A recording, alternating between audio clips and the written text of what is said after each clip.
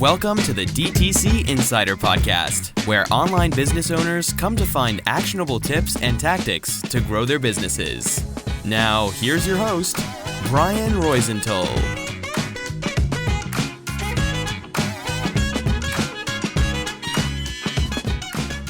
Hey guys, real quick, we'll be back to the show in a moment. But before doing that, let me ask you a question. Do you want more? Are your influencer campaigns? Are you running low on good content? Minisocial is a user-generated content platform that partners your brand with high-quality micro-influencer creators to produce fully licensed content and share it with their followers. The best two-in-one solution out there, actually, guys. Soon you will have high-quality, full license content at your fingertips.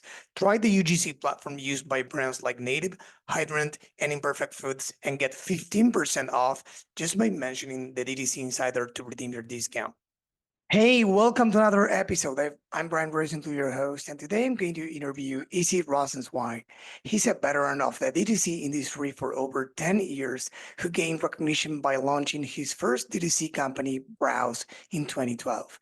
Browze, specializing in home kitchen products, successfully delivered over 2.5 million packages worldwide.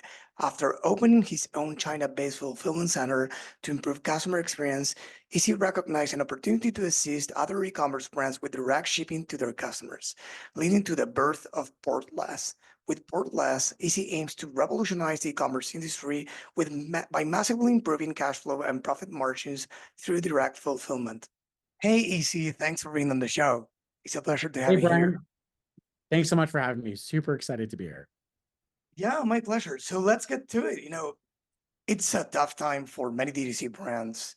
Brands of all sizes are struggling nowadays with profitability, as we have recently discussed with Neil Goyal and many other guests on the show. And while we typically discuss marketing strategies to boost it, what other areas can they improve to help boost profitability as well?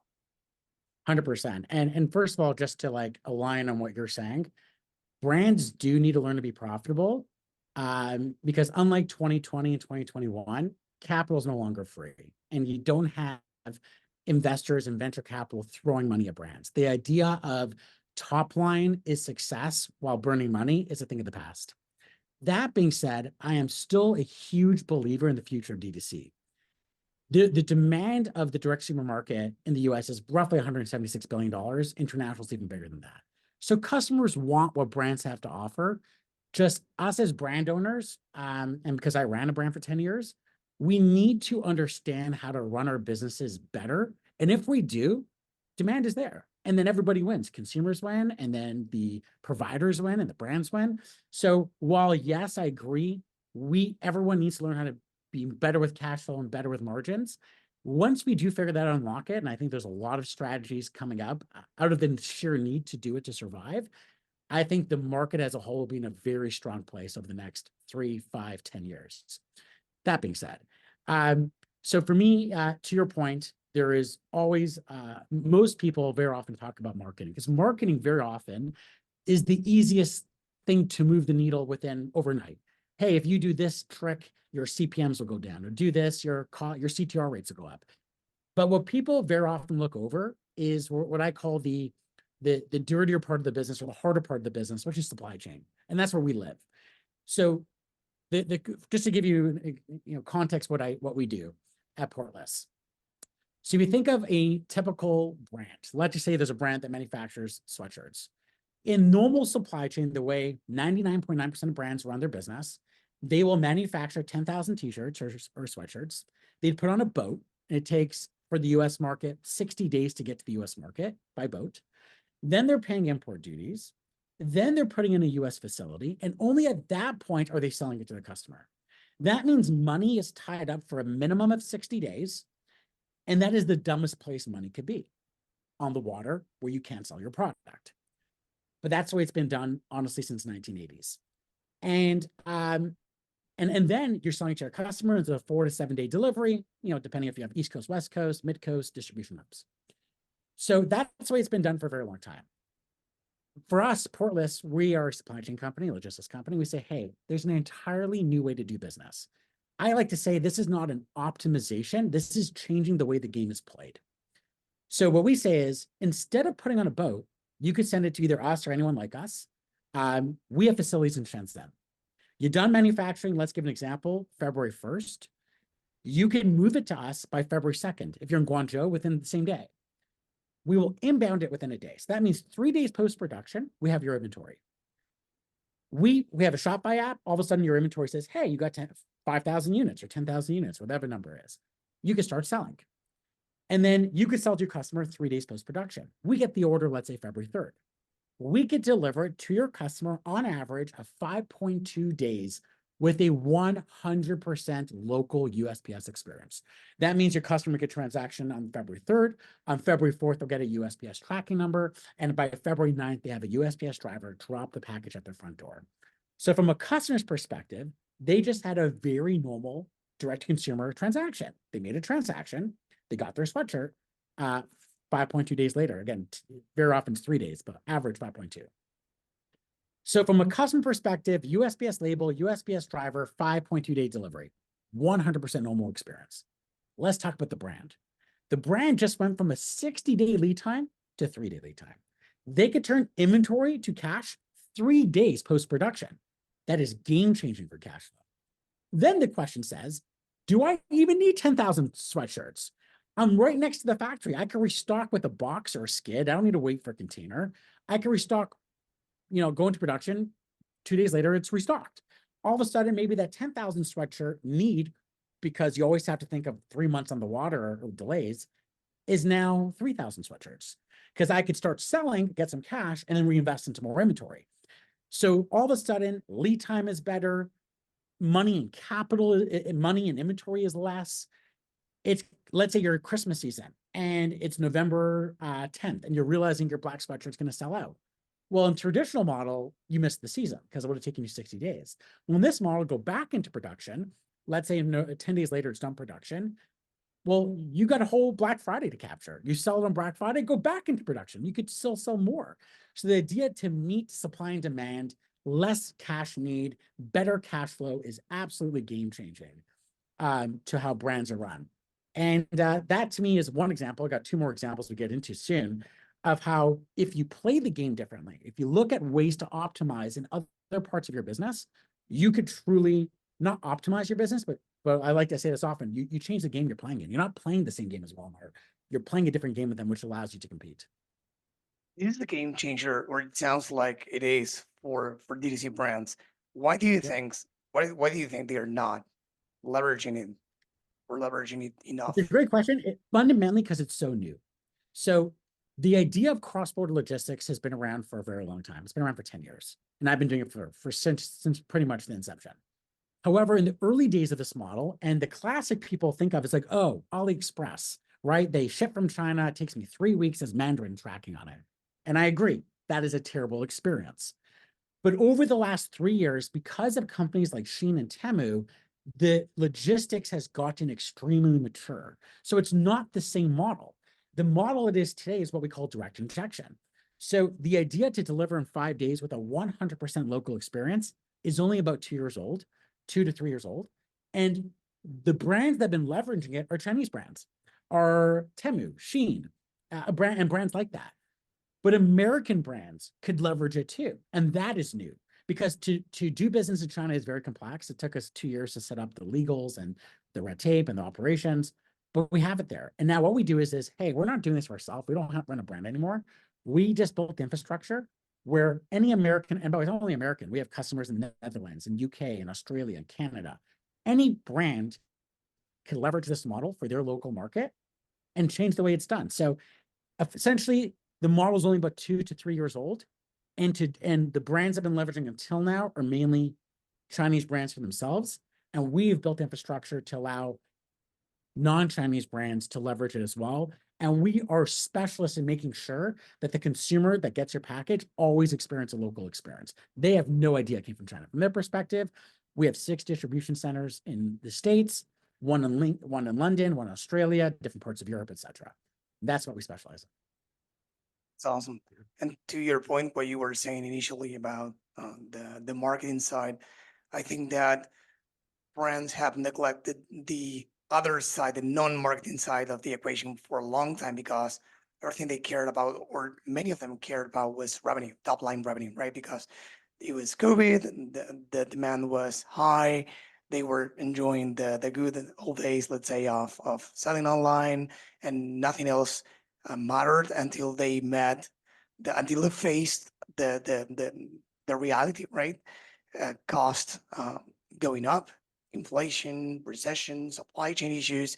So many brands are trying to optimize the costs, but there's a trap there they need to avoid as well because they have two options. On one side, they can reduce costs, but at some point, which cost they reduce will affect or not positively or negatively the equation. If they, let's say, stop spending on ads or an email or their marketing, probably their sales will go down, right? But on the flip side, if they cut costs on places that the one you're mentioning, that's a smart move, right? It doesn't only cut costs, but also reduces the lead time, as you said. And I cannot tell you how many times I had customers that they missed very important seasons for them, not only Black Friday, Cyber Monday, very important seasons because of lack of inventory. Yep. Sometimes they miss the entire season, or sometimes mid sale they run out and they were like screaming all over the place because they ran out of product and they couldn't sell anymore. We even did an 100. episode of that with a 8-figure brand. So this is not for brands starting out only. This happened firsthand. I saw it for to an 8-figure brand. Oh yeah, I would actually argue, even to your point, even more. This model is not meant for emerging brands. This model is meant for brands that are doing, I would say, north of at least 1 million, ideally even 5 million plus. To your point, I'll explain why. Distribution, marketing, or I like to call it distribution, is the most important thing you have to crack. So the first thing you do is you have an idea, and you're going to manufacture a sweatshirt. You love the sweatshirt, your family loves the sweatshirt, your friends love the sweatshirt. It's a great product. Okay, now you got to figure out how you're doing distribution. The world of e-commerce, that's digital distribution. So you're going to go online, go on Facebook, and you do ads. Until you crack that code, it doesn't really matter what happens in the back end, because until you know how to sell your product, no supply chain will save you, right? You actually have to understand how to do marketing. And again, digital marketing is a digital way to sell your product. You might want to sell it to retail stores. You might want to do wholesale, however you do it, right? End of the day, you got to learn how to sell your product. Once you sell your product, and now let's say, and an example I give often is, I don't know if, in the book I talk about often is the story of Philip Knight, founder of Nike. The more successful he got, the less cash he had. The less cash he had, he always went bankrupt, right? Success brings problems. So until you have so-called success, until you have an ability to sell your product again and again, that makes sense, that's really where you want to concentrate. Once you learn how to sell your product, you're selling 1,000 orders a month, 5,000 orders, 20,000 orders a month, then you can start layering in how you run the back end of your business to optimize even better. Because if you can't figure out distribution, nothing else matters. Once you figure out distribution, great product distribution, then we can help you go from a bad cash flow business to a great cash flow business. We can help you go from a small profit margin business to a great profit margin business. So distribution is why so many people talk about it, because so much of it is emerging brands. Once they crack distribution, that's where I think adding on the magic of efficiency supply chain will take it from a very hard business to run to an incredible business to run. That's exactly true. So, how do you think that? I mean, this doesn't only help brands with the lead time, as you said, but it also helps with the unit economics because they don't need to manufacture, I don't know, thousands of products. They can only manufacture only a few of them. Could you speak more about the minimums, more or less, like Yep. for any brand listening, like, okay, this sounds too good to be true. What are the requirements? Is it way more expensive to do this way than the usual way? Could you please talk a little bit about that? Great question. So we first talked about prior the advantages of cash flow, but your question is, Great, cash flow is good, but am I spending more money? Am I losing money on this? And the answer to that is absolutely not. You're actually improving your margins. And the way that's done is in multiple ways. So first of all, there's no container cost in this model because you ship it to us in Shenzhen and we do air cargo across the world. Second thing, so no container costs. Then our warehousing in China is just simply cheaper than any warehousing you find in the States. Our pick and pack rates are always cheaper than US pick and pack rates. Import duties essentially goes away. If we're shipping a product to your end customer in the United States under the law of Section 321, as long as the package is under $800, it is import duty free. So for apparel brands, you might pay between 12 to 43% import duties. That, the moment you use this model, goes away. And all of a sudden, and that goes to your bottom line. So you're not only saving container costs, you're not only paying cheaper for warehousing, you have cheaper pick and pack, you have no import duties or duties. So what you could do is you could use that money, do more marketing, do more partnerships, invest in more staff, whatever it is to grow your business, but we will improve your profit margin. Now, all that is great and true, or at least our model. One other thing has to be true, is that your product has to be on the smaller and lighter end. So if your product is very bulky, our model isn't great because we got to put stuff on air cargo planes. And if you're selling furniture, it's not built for this model. You should import it. However, apparel brands, cosmetic brands, jewelry brands, electronic brands, accessory brands, all those brands, if your stuff are, our starting rate door to door from our end to the customer end for quarter pound is roughly $5, just over $5 to the US market. So, half a pound, $6. But if it's very bulky, then it gets very expensive. But if you are what I call our ideal customer profile, which is manufacturing China and selling lighter weight stuff, you'll have all these advantages: no import duties, no container costs, cheaper warehousing, cheaper pick and pack, and cost-effective shipping rates, as long as you fit in this bucket. So we will help you save money, improve your margins. That's awesome. Something else I would like to touch base on is 3PLs. Yep. I know that many brands struggle with this and to find an ideal partner, with this. And I know that having the right partner can make or break a business. What's your thought on that? Yeah, we take that honestly very, very serious. So when we are the logistics arms of many, many people's businesses. Now, a business is only as successful as A, great product, but B, that you could actually deliver the product to your end consumer. So if we consider ourselves the next most important partner, like A, your manufacturing, you got to make sure your product, but then we're logistics arm. We are one of your most important partners of your business. And we take that with a lot of responsibility. And unfortunately, not every logistics partner will take that responsibility. I do think, again, I was fortunate in the fact that I started in the consumer business. I ran a brand. I understand the pain points of brand owners.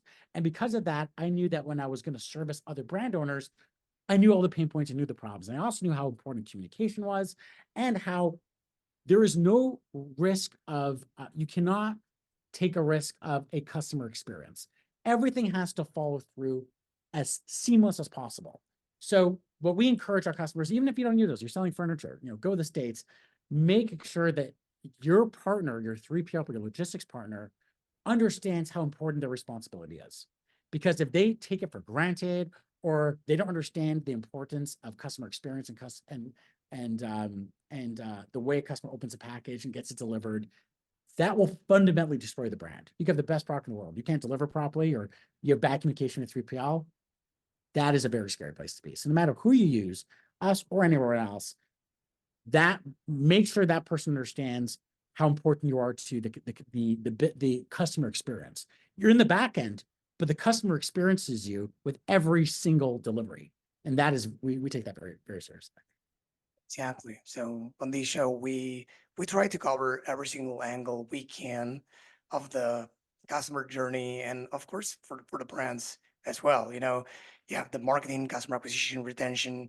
You have Yep. the logistics. You have the CX.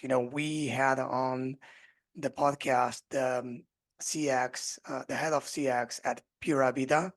The Pura Vida bracelets. And he discussed at length the importance of customer success and how it integrates with every other area of the company, from marketing to logistics and everything else. So I think it's really important that for brands not only to pay attention to their ads, but also to, of course, this side of the equation. And as you said, and I agree, you are probably the second, the most important partner in their business. So I agree. So I know you specialize, or you typically work with established brand with larger volumes. But for those getting started, I know you are a seasoned entrepreneur. As you said, you run your own e-commerce brand for 10 years, as you said in the intro as well. So I wanted to ask you from, yeah, I mean, you are in both sides of the equation, let's say, or you were in one for many years and now you are in the other. What could you say to those brands starting out or looking to probably moving um, their manufacturing process to China? How do you think they can get started? What advice could you give them? So I think for brands to get started, from at least our perspective, is you always want to like crawl, walk, run. And I think that applies to many different areas. Like, marketing, you want to test something, it works, then you scale hard. And we've had scenarios when I was building my brand where we took a big bet too early and it fell apart. So, and we had tons of inventory that costs money. We had to sell it for pennies on the dollar. So I think what's interesting, what's happening in China right now is, in general, the market is a lot tougher from the real estate and manufacturing went down, which in one hand, is unfortunate for the market in China. It's a pretty tough market right now. But for brands getting started, that's actually an advantage. You can now negotiate lower MOQs than you probably could have ever negotiated in the past. So I would encourage, when you talk to the factories, negotiate lower MOQs, making sure that you could test it, prove the theory, prove the thesis, then ramp up. And then even at scale, like we talk to businesses that are publicly traded, and how you apply that in our model, even if you're at scale and you're selling, whatever it is, $50,000 a month, but you want to try new product lines. Well, historically, you would have to put on a boat, wait 90 days, take a big bet, be more agile, be more nimble, and say, hey, we'll take, 100 units, sell it. It does well, ramp up to 1,000 units. It sells well, ramp up to 10,000 units. So I think for me, it's like preserve cash, be very careful with cash, negotiate lower MOQs, test it, prove the thesis, and then scale away. But this way you can start cutting out bad investments and protect yourself from all that downside, which adds up. Great advice. How would you recommend them find the few first manufacturers? Yep, I think Alibaba is still actually two. Alibaba is a great place as an open marketplace. There is another brand I'm a big fan of called Factor Quality. They do QC on the factory floor, but they also have a network of a lot of factories. They've need introductions. You could speak to their network of factories, but they probably cover, I don't know, let's say 2,000 or 3,000 factories. But if you want to find products that maybe not under their umbrella, Alibaba is still a great place to start. Again, it's a little riskier because it's a marketplace. You got to make sure you're doing a bit of research, making sure they have good ratings. But that's the place to start. Negotiate as hard as possible. And I think the openness for negotiation has never been stronger from the manufacturing side. Great. What's next for Portless? Yeah. So I think, well, one thing I will add to the Portless model, which we didn't cover. One was amazing cash flow. Two was increasing your margins. Three is going global. And I think you know very well about going global. You're in Argentina, you do business in the US. And for me, I'm a huge fan of this world is a lot smaller than we, over time, the world's getting smaller and smaller. And businesses should be doing, what I say, a healthy business should be doing a minimum 30% outside their core market. Now, historically, to do that, you would have to pay DHL $40 a package to move from US to Europe. Or you would need to move inventory to all across the world. And some countries will have dead inventory and some countries will do well. So on our end, we help customers go global as well. So with this one hub in Shenzhen, not only can we improve your margins to the US and improve your cash flow, but we could do the same model to 50 countries. We have Royal Mail to the UK. We have Australia Post to Australia. So all of a sudden you could work with an agency, a marketing partner. There's cheaper CPMs in these places, cheaper CTRs, better CTRs, cheaper CPCs, cost per clicks. And we take care of all the customs clearance. There's import duty free thresholds, all these countries, really helping brands not only take their own market, but increase net revenue to customers that want to buy your stuff, historically has been complex, and we just make it dead simple. So for us, we are onboarding brands, let's call it doing at least north of $1 million, help them with cash flow, help them with gross margin, and help them go global, starting at, $5 to Europe, $6 to Australia versus the current 20 to 40 bucks with DHL. So we're in the early days. And also to what I said before, we are massive believers in DTC. So DTC in 2022, public markets hurt them, or let's say the stocks went down a lot. But what the market is not seeing is the demand is still there. And what you said is because of lack of capital, it's making businesses healthier. We're finding ways to run our businesses more lean, more agile, better supply chains. And I do think between the marketing improvements, supply chain improvements, better cash flow models, we're in the early days of an incredible DTC market over the next 10 to 15 years. I agree 100%. As you said, and I said before, I think it's very important for brands to learn how to live without that capital. I mean, capital is not bad at all. It is bad to have an unhealthy business and use capital to keep growing it despite of that, right? So if you have a healthy business and you add capital, you can grow it even further, but it needs to be healthy first. And about the Nike, the founder of Nike, I read the book as well. And yes, it seemed that he was poorer every time he was more successful, right? He was about to Exactly. go bankrupt every time he was getting one step closer to what he is today, right? Exactly. Yeah. Exactly. So awesome. So I don't know if you answered this, but just in case for it to be clear for the audience and for me as well, what's next for Portless as a company? I mean, you're doing a lot already. You're on a mission of helping of helping brands, going international, reducing cost, the lead time, and many other things. But what's next? Maybe spreading the word even more. What Yeah. else? Yeah. For us, we are one of I would say the leader in the cross-border logistics space. Right now we're in China. We have Vietnam in process. We're onboarding customers in the next 2 months. Our mission is to be in all the major manufacturing hubs. So no matter where you manufacture, right now our focus is in Asia, you could run your e-commerce business in the best cash flow model possible through Portless. Doesn't make it in Vietnam, China, Bangladesh, Thailand, India. We will help wherever you're manufacturing to deliver to your customer in a seamless local experience to your consumer while you having all the benefits of running the simple, better cash flow model. And that's what we're head down focused on. And we're onboarding, brands across the US, Europe, Australia, et cetera. It's awesome. Before you go, as always, in every episode I like asking the guests whether they have a book to recommend to the audience because I love reading, and this is a selfish question because I love getting new ideas on what to read next. So do you have any recommendations for me and the audience?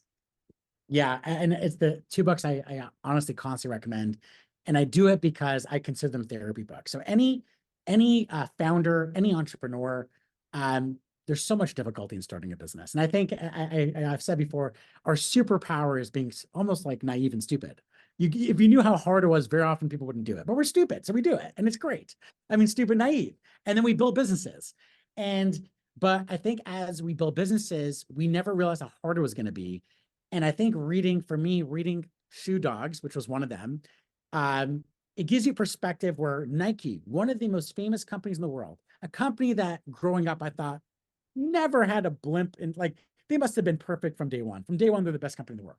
And then you're like, no, that guy almost went bankrupt 4 times. And even the more successful got, the crazier got. And you say, no, like the growth and the life of building a business is a wild roller coaster. And that's okay. That's part of the journey. And another book I recommend is The Hard Things of Hard Things by Ben Horowitz. Also about like when starting a startup, there's gonna be hard stuff. So I always recommend those books for founders and entrepreneurs. It is normal, it's part of the journey, knowing you're not alone, and great tips and insights to how to handle it through the growth.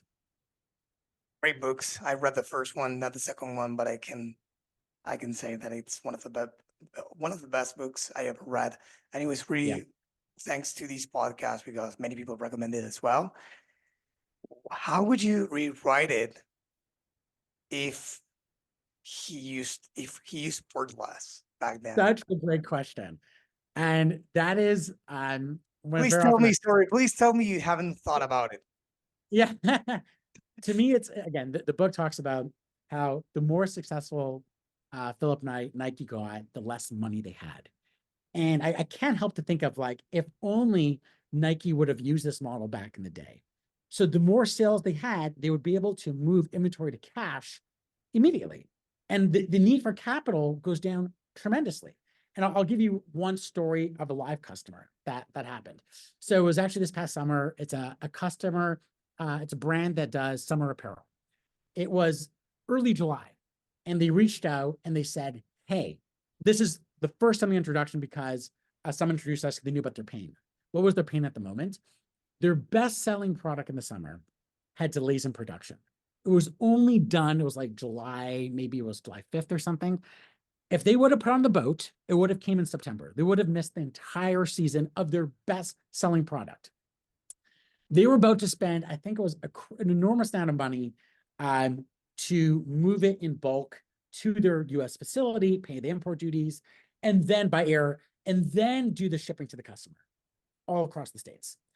Or they would have to wait 2 months and miss the whole season. In our end, we said, hey, come to us. We were live with them within 3 days, Shopify app integration, inventory. They moved I think it was a truck for $100 to us, to our facility. So 2 days later, inventory's in our facility, and they were shipping it, selling it to their customers by, it was like July 8th. They captured the entire summer, or most of the summer, versus what they would have been mid-September. So that's an example of where production goes late, you can miss an entire season. But all of a sudden, even the idea of thinking when you manufacture and you have to add 60 to 90 days is such a difficult model to run. And that's why brands like this one that transition their entire business to us, you could simplify that. You don't have no longer delays in manufacturing makes you miss seasons. It could be Christmas, summer, winter, whatever it is. And I think cash flow is the name of the game. Publicly traded companies have lots of cash. Startups, even if you're doing 50 million a year, $100 million a year, don't have tons of extra cash. Using that efficiently, even through success and growth, is going to be one of your key factors of how you grow that successfully. And like the Nike book would have been rewritten of not him running away from creditors because his money was stuck on water. Money, the stupidest place money could be stuck on water. And we think we can help solve that. I love that. Well, if you listen this far, you know by now that this is a no-brainer move for you and your business. So please go and check out Portless.